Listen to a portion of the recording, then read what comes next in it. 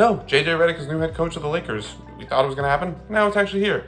And there's just so many different moving parts to this because it's like, okay, do I think JJ Redick could be a good head coach?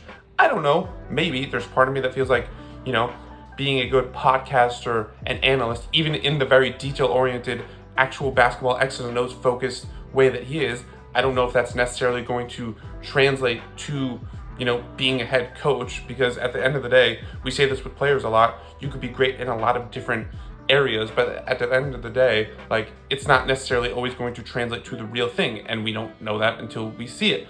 But at the end of the day, there is also something to be said about Redick and how he does seem to have a keen eye for the game. He does seem to have a very high basketball IQ, and so like there might be this argument to say like, hey, that's going to translate.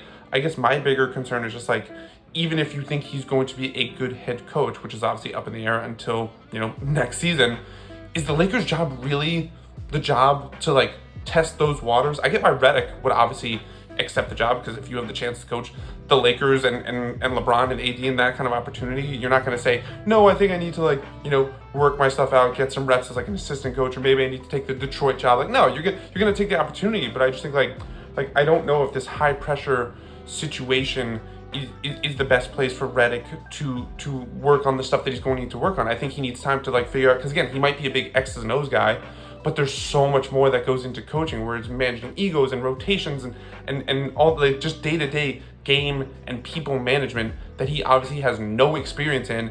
And so to sort of be thrown into the fire of this Lakers job, I don't know if that's the right situation for him, because it's high pressure, but also this team, it's just not very good. Like, it obviously has LeBron and AD, and it's not very good, which also raises the question of why the Lakers thought this was a good idea, because it's just the classic Lakers move that they seem to have been making for a while now, where like, it's a really big move, it's a really splashy move, it's a notable move, but like, how much substance is here, and why are you hiring a first-time head coach when you have a LeBron James entering year 22? You need a proven guy. You need a guy with a proven track record.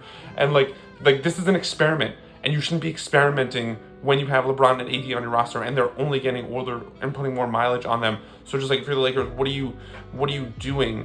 And so I just go back and forth, because I do think there are aspects to like about JJ Redick as a potential head coach.